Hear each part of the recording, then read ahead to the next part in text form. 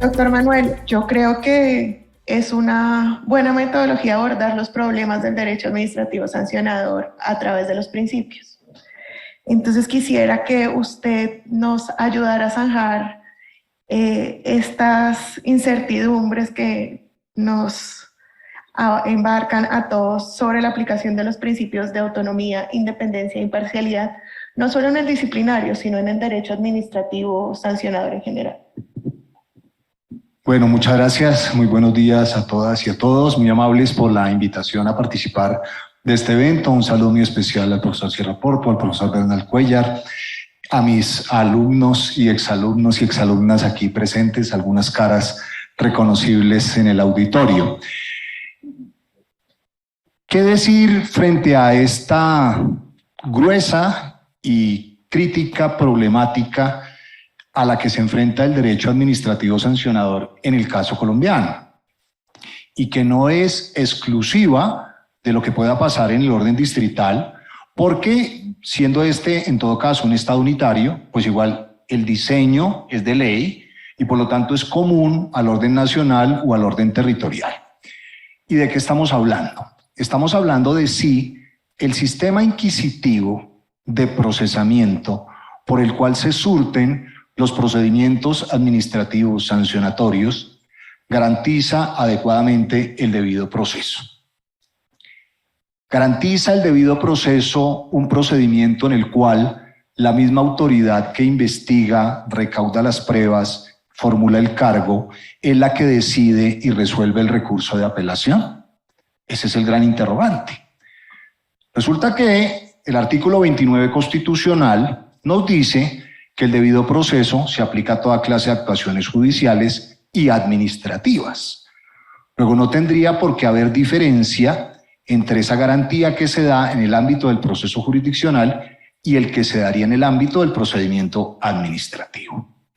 No obstante, la Corte Constitucional, de manera reiterada, hace una diferenciación y nos dice, no, es que en el campo específicamente sancionador, una es la situación en el caso del proceso penal, en el cual, estando en juego la libertad de las personas, evidentemente tiene que haber un extremo rigor en la observancia plena de todas las garantías de aquello que conforma el debido proceso, en tanto en cuanto en los procedimientos administrativos sancionatorios, como ese mal al que hablaba o aludía el doctor Iván en su presentación, que se padecería es de menor entidad, una multa, la prohibición del desarrollo de una actividad, la prohibición del ejercicio de un oficio, etcétera, se puede ser un poco más flexible y en esa medida no ser tan riguroso con la observancia de las garantías del debido proceso,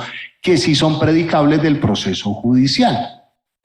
Y eso permitiría la admisibilidad de la existencia de procedimientos administrativos inquisitivos en que una misma autoridad investiga, recauda pruebas, formula el cargo, decide y resuelve el recurso de apelación, siempre y cuando se le garantice al eventual afectado con la sanción que se le notificó de la existencia del trámite en su contra, que tuvo oportunidad de conocer las pruebas que lo comprometen, que tuvo la posibilidad de solicitar o aportar las pruebas que lo favorezcan, que se le notificó del cargo, que tuvo la posibilidad de contestar el cargo, que se le notificó de la decisión que lo sanciona, que tuvo la oportunidad de recurrirla y que por supuesto tiene la oportunidad de demandarla jurisdiccionalmente ante lo contencioso administrativo, y que con eso se satisfaría cabalmente la garantía del debido proceso, lo que haría innecesario responderse a la pregunta de si un modelo inquisitivo como el nuestro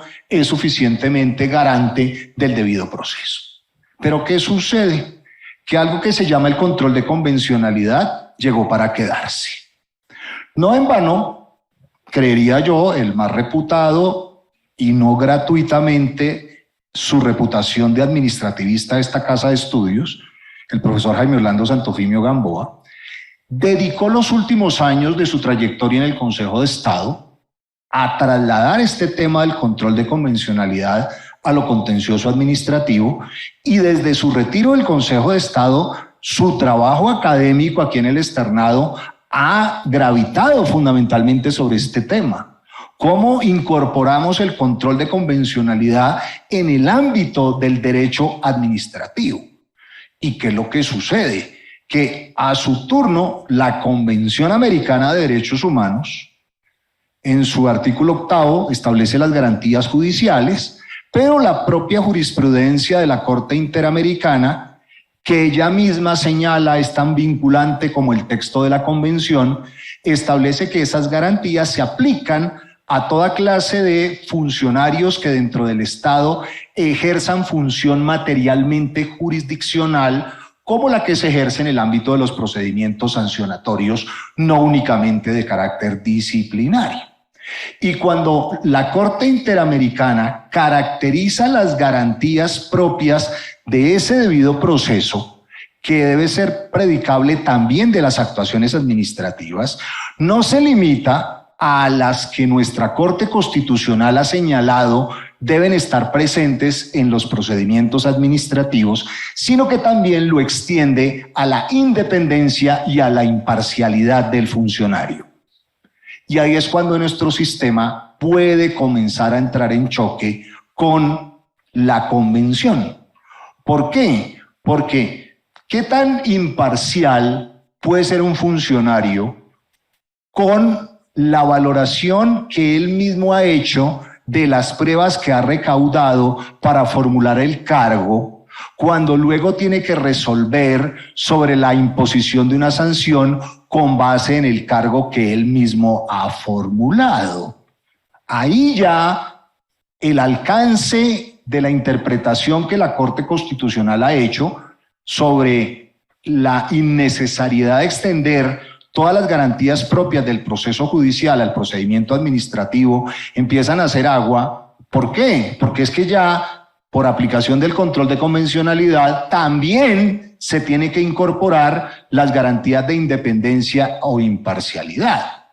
Y en cuanto a la independencia, ¿qué tan independiente puede ser un funcionario al resolver en primera instancia un procedimiento administrativo cuando es de libre nombramiento y remoción, o cuando ocupa un cargo en provisionalidad y por lo tanto está sujeto a la influencia que ejerce el nominador sobre él para que decida en uno u otro sentido?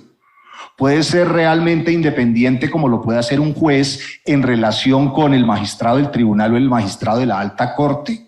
Claramente no. Entonces, esto que acontecía con el sistema inquisitivo en materia penal, pues fue lo que dio paso a la extensión y expansión universalizada, al menos en Occidente, del paso de los sistemas inquisitivos a los sistemas adversariales, como el tránsito que hicimos nosotros de un proceso penal de corte inquisitivo a un proceso penal de corte acusatorio. No es un acusatorio puro, todos lo sabemos, pero camina hacia allí. ¿Querría eso decir entonces que la solución para resolver el problema de inconvencionalidad de ese diseño fuera entonces que también en materia administrativa tuviéramos que establecer un modelo de corte adversarial? Pero entonces, ¿a qué costo llegaríamos? Porque tendríamos que duplicar las plantas de personal o duplicar las entidades públicas. ¿Cuál puede ser la solución? ¿Qué podemos observar en el derecho comparado? Resulta que en el derecho comparado, salvo los países que gravitan alrededor de la Gran Bretaña y el Commonwealth, donde sí tienen un sistema de resolución de disputas administrativas de carácter adversarial, en el resto del mundo, en la administración pública, su derecho sancionatorio sigue operando con un modelo inquisitivo. Entonces, ¿cómo se ha resuelto el tema de la garantía del debido proceso que incluya la independencia e imparcialidad del funcionario manteniendo el modelo inquisitivo? Pues a partir de una sentencia del Tribunal Europeo de Derechos Humanos, que es citada por la Corte Interamericana de Derechos Humanos, se tratan de establecer parámetros que sin necesidad de duplicar el número de entidades o el número de funcionarios, ni de desmontar y establecer un sistema distinto dentro de un sistema inquisitivo de procedimiento administrativo se puede garantizar la imparcialidad y la independencia. Entonces, por una parte, la imparcialidad se garantizaría con la separación, al menos funcional, sino orgánica, entre quien realiza la instrucción y formula el cargo y quien decide. Algo similar a lo que pretendió hacer la Ley 2094 en materia disciplinaria.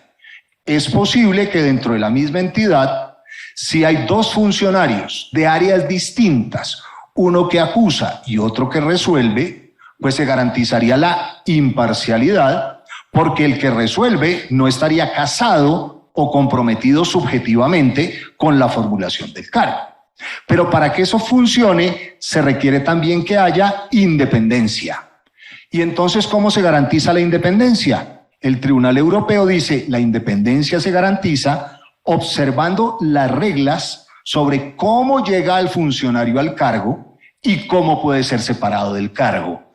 De tal suerte que eso solo se garantizaría si quienes toman las decisiones son de carrera, han llegado por concurso, tienen garantía de estabilidad del empleo o tienen un periodo fijo que haga que independientemente de cómo decidan, ni van a durar más en el cargo ni les van a anticipar el cese. De tal manera que en respuesta a la pregunta, en el caso colombiano, aunque en principio el diseño del sistema inquisitivo nos muestra una carencia frente a la plena garantía de la independencia y la imparcialidad, que hoy en virtud del control de convencionalidad también requieren ser verificadas y aplicadas por aplicación del artículo 8º de la Convención, pero sería factible entender que se satisfarían si se logra dentro de las entidades competentes que existe esta separación funcional entre quien investiga y formula el cargo y quien resuelve, y si está garantizada su independencia a través de un verdadero sistema de carrera administrativa que haga que el funcionario anteponga el fallo en derecho a la instrucción que en un sentido distinto le puede tratar de imponer su superior jerárquico para que falle de una determinada manera. Es lo que contestaría a su pregunta y muchas gracias por la formulación.